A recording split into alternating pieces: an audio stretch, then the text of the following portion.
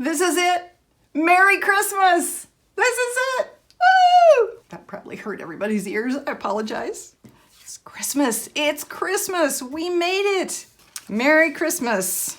Here we go. I wonder what we got for actual Christmas Day. Nothing Christmassy. Yay! Okay, this is from Jenny Illustrations, and clearly it is rabbit themed. There is some food. Strawberries are featured, and lots of spring flowers, and ribbons and bows, and forks. Okay, I was kind of thinking maybe a great big Santa Claus to finish it off, but yeah, that's all right. So, what are we gonna do? We'll do here with that cute little tulip holding bunny. And then actually, I guess it's not all bunnies. The other character is a kitty. Look at the ears. That's the giveaway.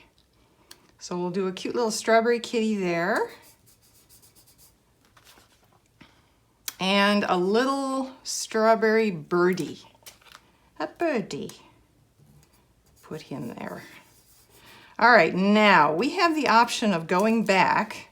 Since technically this is the end now, we can go back and fill in a couple places. I'm trying to think, if we go back to the very beginning, I think that was the very first day, wasn't it?